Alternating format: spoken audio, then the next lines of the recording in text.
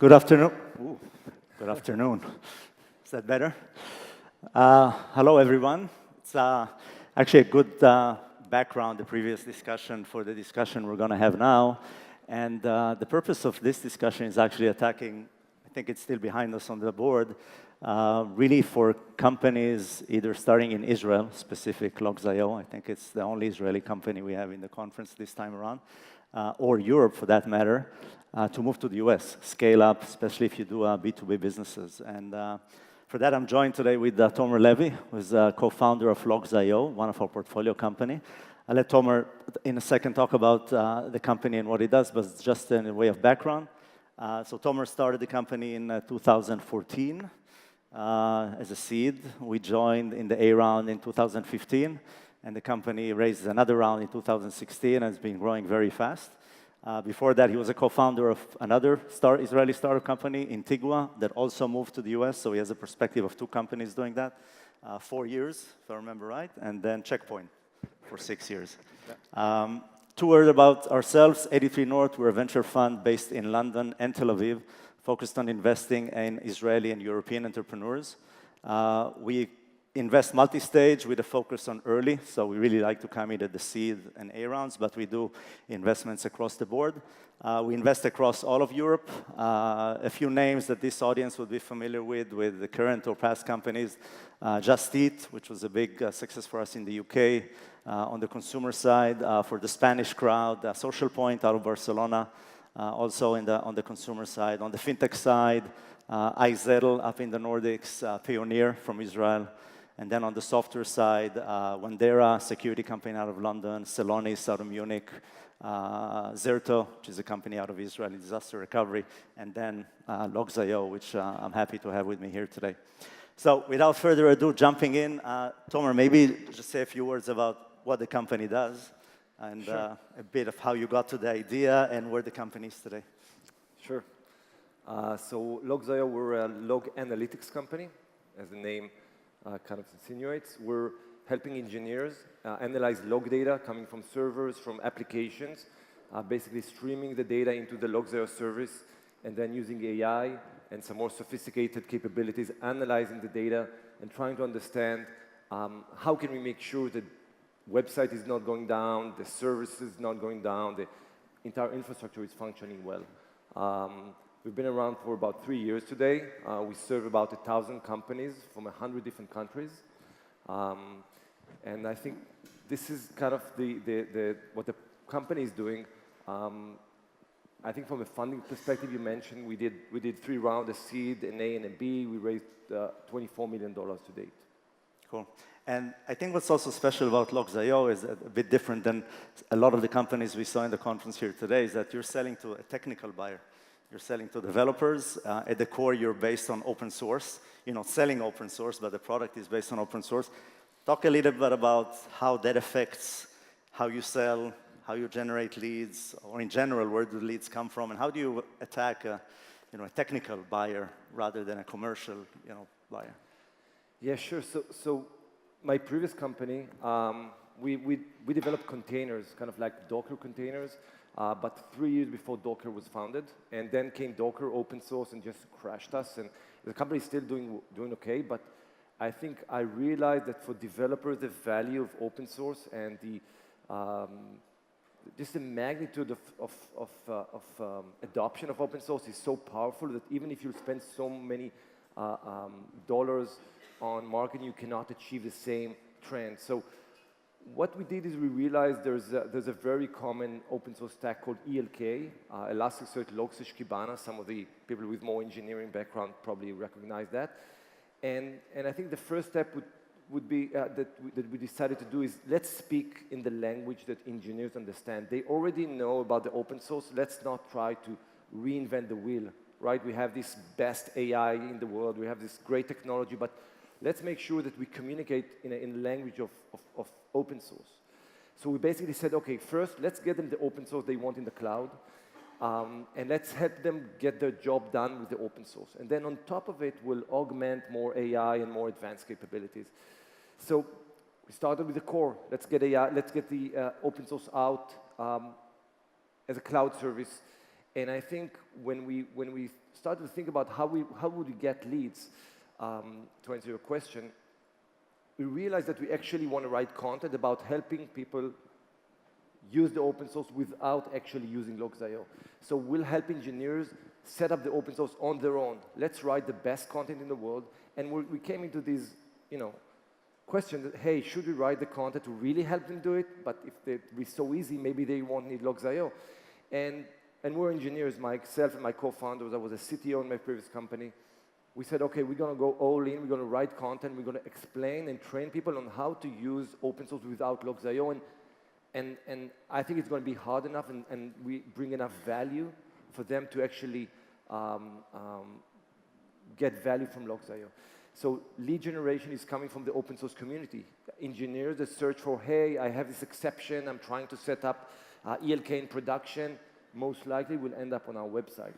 We started with getting a few signups to the app every day to try a demo, and this has been growing rapidly. And today we have no outbound sales today, so we do everything inbound, just catering and helping engineers through their journey of learning about the open source, reading the blog, trying it on their own. Sometimes when they scale and fail, we're there to help them. Cool. So let's talk a little bit about the progression that led to the movement to the US. So I looked back at the board decks when we just invested. You were just about 10 people. That was July 15. A year later, you guys were about 40. Everyone is still in Israel. And last July, 75, 15 in the US. So that move started happening, late last year. Really started with selling to SMEs. Then some bigger names started coming, Turner Media, British Airways, etc. Talk a bit about the point in time where, you say, okay, it's time to think about moving to the US, and the thought process that went between you and Asaf, and just getting to that point of kind of leaving Tel Aviv and kind of setting shop in the US. Right, so maybe the background, my previous company, my co-founder was MIT graduate. I was in Tel Aviv, and it was a nightmare to communicate. You wake up in the morning, you see an email that he wrote to you at 7 p.m., it's like, 6 a.m. your time. What did he mean? That communication, even though we were friends, is so hard. So when I myself, my co-founder, set kind of started to build the company, we said, okay, we're going to stay together for as long as possible. We're going to keep the team together until we figure out the skeleton. And I think we tried to do that. So we took us about a year to develop the product. October 2015, we started selling the product. And we said first, and I think it was mentioned by other speakers here, before we hired the first person, we said, I'm an engineer, okay? I never sold anything. I'm going to do 20 deals on my own, just 20 customers. It's not a small number before I'll bring one salesperson to the company. And, on the phone, on email, on chat with prospects, and we got the 21st customers. And then we said, okay, let's bring a sales rep. And it was a challenge because bringing a rep that was in an organization, it was part of a team of 12 that they need to scale, and they need to kind of follow a process that's very different from the first sales rep that looks at the founder and says, okay, the founder is so passionate, he's crazy, he's going to make it, but can a sales rep replicate that and kind of figure it out? So we brought one person to do it, and we said, as long as we feel comfortable that we can hire enough people here, let's not move. And it's a challenge because our market is not in Israel. We have Israeli companies as customers, but our market is about half in Europe and about half in the US. And we said, okay, let's stay in the same place. And then we ramp up the team to about 4 and 5 on the sales team. And then we felt it's not working, right? We got a lot of leads. But first, I think the person who is great at hacking and getting the first amazing deals for us is not definitely the person who can manage the sales team. That's a different skill. That's more organization, more process. And it's not just, okay, I'm going to work like crazy. I'm going to call every person that ever signed up to the app and make him, show them the value. So I think at that point we realized we'll either scale in Tel Aviv or we'll scale in the US. And I think the Tel Aviv culture is more about engineering. It's more about the best engineers you can think about. But it's not business oriented. If you go to your Jewish mom and tell her, hey, mom, I'm going to be a salesperson, she will kick you out. You want to be an engineer or a doctor or a lawyer. These are the three options you have growing up. So it's not very cool to come and say, I'm going to be a salesperson. This is why we said, okay, late 2016, we said, okay, we're already, I think, probably north of 100 customers at that time. Let's hire the first rep. And then we kind of went back and said, are we hiring a rep, a few reps, or are we hiring a VP to manage the team? And we ended up hiring a VP to do that. So we hired actually a VP from the Silicon Valley. She relocated to Boston and then started to build the team out of Boston. But I think that was kind of, but the point, we had enough traction, we had the skeleton of how to sell it, and then we kind of started that. And once you found the right person, you know, how do you gel? Because this person is so important. You know, you're two founders. This new person in the US should be feel like another founder in the box. So what do you go through to kind of blend and gel together? Yeah, it's still work in progress, right? It's, I don't have the best, I don't have kind of the ready-made formula to do that. I think it's a lot of time. Just first culture, just understand, because I think what we realized is that Israelis are different from, you know, Spanish people, from French, from Americans. Israelis are very direct, very sometimes rude, very no bullshit, going to tell you what they think, and will not be, kind of emotionally thoughtful about how you're going to react to that. And that's a polite way to say yeah, it. that's a polite They just shout at you, but they're not mad. They shout because they are passionate about it. So we were looking for someone who can be comfortable with that culture, that has signed in their history that they're comfortable with a culture which is very different. One of the funniest things we had, like a really funny story that we had in the beginning, that we had a meeting and we told her, I think we should do something. I think we should do this, go to that. And she went ahead and did that. And I said, no. I said, I think we should do it. I didn't say we should do it. And that's this is a small gap in language and in culture that I didn't mean for you to do it. This is how we think about it. And I wanted your feedback. So I think finding the person that feels comfortable with that, with our culture, the culture where the founders kind of grew into, and then I think then just spending time. Almost every other week, every 2 weeks, I'm in Boston, I'm in the office, I'm coming for a week, and I think the previous speaker spoke about that as well. In a sense, I overcompensate. For the team in Israel, there are 65 people. I cannot go to lunch with them. I just don't have time to go with everyone to go for lunch. But with the US team, it's only 15. We're going to be 30 by the end of the year. I spend a lot of time one-on-one because I have to bridge that gap, and obviously with leadership there. Mm-hmm. So going back and forth, when she joined, she came for 2 months to Israel, like back and forth 2 months, just to get the vibe, get the culture. Yeah. So let's talk about culture a bit more. It's an important topic. We move companies, to the US all the time. We learned that if we do it too early, before the DNA is established, before there's a strong culture, many times things break, right? We have a group of companies in New York, a group in Boston, a group on the West Coast. Once you started doing the split, how do you now work on the culture? How do you make sure that, between the European, the US folks, the Israeli folks, it's a coherent, company and culture? Yes, still work in progress. I think spending time, we take every employee that joins the Boston office, we fly them to Israel for 2 weeks. I think for them, it's a very important experience first to, go to see a different culture, different language, and also get the vibe so they can feel comfortable calling a person, say, hey, this is Dave, I want to talk to you about something. And I think the founders, we basically split the time between Tel Aviv and Boston. We're 2, so we're almost always a founder in the Boston office. And I think these are the kind of spending time, flying people around, communication. People spoke about that a lot. I can't say that we figured it out. We use Zoom. We used everything. We used Blue Jeans and WebEx and Hangout. We're now at Zoom, putting Zoom rooms in all the rooms. So we're still trying to get this communication done more smoothly, and people will not have that feeling, oh, I have to call the guy from, oh, he's in Boston, whatever. I'll call him, or I'll send him an email. We have to get that communication solved, and we're not there yet. Yeah, it's always the question about us versus them, and really getting to a point where you don't get to that situation. So the big question and debate always with our companies is West Coast or East Coast? So how do you think about that? Where do you move to? Yeah, we chose East Coast, obviously.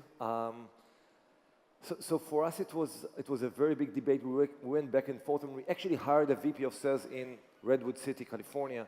We said, okay, you know what, maybe Redwood City, maybe California is the right place. I think the number one reason we went to the East Coast was time zone. It's 7 hours from Boston to Tel Aviv. It's 10 for the West Coast. It's just so few hours to actually interact and connect. A lot of the hype is around West Coast, and I can definitely understand it. I spend a lot of time there. But we saw that we could actually sell to some of the largest companies in the world from Israel on the wrong time zone. People sometimes not natively speaking the language, and we're very successful doing that. So we said, hey, should we actually go and pay 3 times the salary in Silicon Valley and hunt, you know, people from Facebook or Amazon, or should we go to Boston where it's kind of in the middle? It's still it's not very cheap, but it's cheap enough to be significantly easier to hire people and get more leverage in the market. There's good talent in Boston from HubSpot and some other LogMeIn, some other successful companies. So between time zone, talent, the cost of talent, and where the target market is, we're not selling mostly to tech. We sell to tech companies, but I think we're selling a lot to the kind of mid-market and high enterprise companies, and they're not all in San Francisco. Yeah. Yeah, and in general, we also recommend a lot to think about the East Coast because the time difference, whether you go from Israel 7 hours or if you go from Europe or UK 6 or 5, it's a real killer.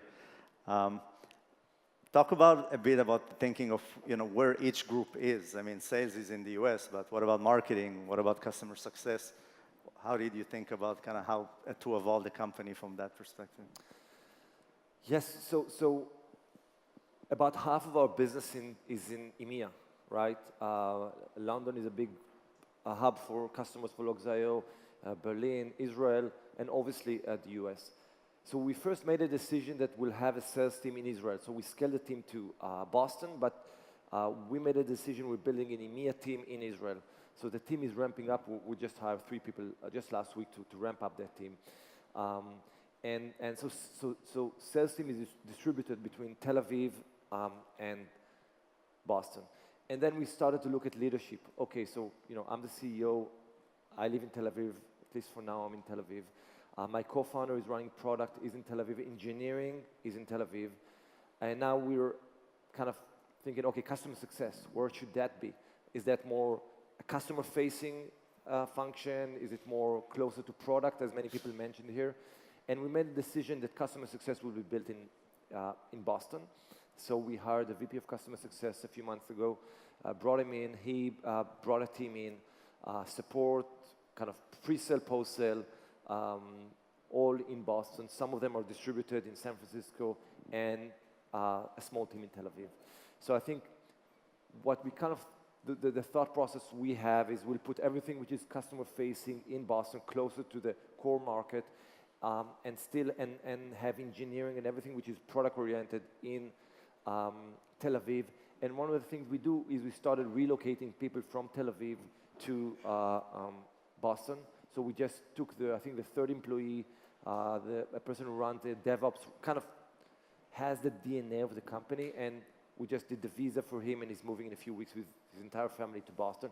And we'll have more of these people coming from Israel to Boston. We actually did the other way around. Just a month ago, we took one of the reps from Boston. We actually was there to ramp up the Boston team. We flew him to Israel for 2 months, and because we were just missing, we didn't have enough reps in Israel. So moved him to Israel, and these kind of ambassadors, I think, will generate a lot of kind of communication, clarity between the teams. So going back to functions, CFO HR should be together, legal should be together. So we said, okay, they're going to be next to me in Israel, which means customer success, marketing, sales, definitely going to be focused in Boston.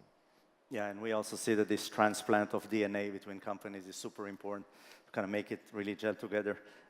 Any big surprises with kind of setting the team in the US and just dealing with the US culture, which is, we all know, is a bit different than Israeli or European culture for that matter? Oh, so many. I think there's something also about like the culture we're used to, which is a culture, you come early in the morning, you go home very late in the evening. People are committed 200%.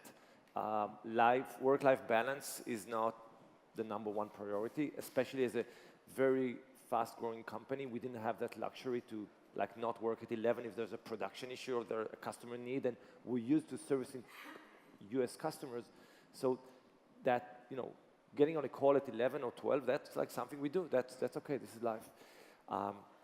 I think that startup mentality is a bit harder to convey. Maybe it's the distance, maybe it's the culture of the team. We're in a place that the company is growing very quickly, and we need their like 100%, 150% support on that. And that's something which I was surprised that they didn't just act like me and say, hey, this is what Tomer is doing, let's all do that. I think that the directness, the fact that we're very direct and we are not very politically correct, but in a good way. We're not trying to cushion the feedback. We're very direct, and we get upset when it's not what we want it to be, but not in a bad way, but I think usually in a constructive way. For them, it was a bit of a shock. So I think between kind of these lessons that I've learned about like my mistakes in communicating things in a clear way, and not expecting people to just behave like me, is kind of the things that surprised me a bit, but I think I'm trying to learn to improve that. Yeah, and maybe the fact that they don't bring dogs to work in Boston versus Tel Aviv. Yeah, we have like 5 dogs walking around the office, so it's very common. Cool. Good. So we have like 2 minutes left. Maybe a topic that isn't that related to the Israeli-US thing, but I think it's very interesting for early companies. David Scott showed early in the morning the fact that when you just get going and you don't have any customers and you really don't know what pricing you should have and how to sell, it's like a forest with no clear path. So maybe reflect a bit about how you guys started finding the initial path and putting a stake in the ground on pricing and putting a stake in the ground on the initial pitch, and just maybe those early days, because every company that starts from zero is facing the same thing. Yeah. Right. So I think at the beginning we serve everyone. Every person that has a pulse, you say, that's a customer, that's great. Every name is a lead. And I think we went ahead and we spoke to customers. That's obviously the cliche.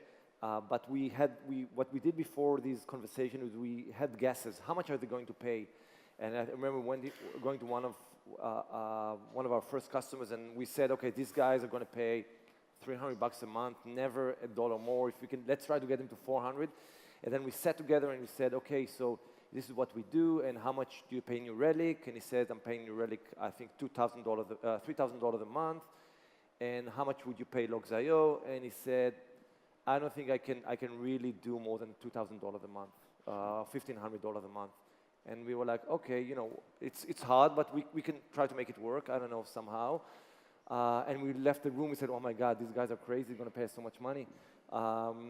So I think we made no assumption. We started with a fairly low bar to get in, to be a customer. I think since we started the company, since we started selling the product about less than 2 years ago, we probably increased the prices by 40%. What we're doing now is we're actually bumping the minimum price just to make sure that we can serve customers in a good way. So if you're a customer, you're going to get really good attention from us and be successful. Great. So with that, thank you, Tomer. We wish everyone else that is moving to the US, much success in this journey. Obviously, for B2B companies, which is a lot of what we do, this is super and critically important. So with that, thank you. Thank you, everyone.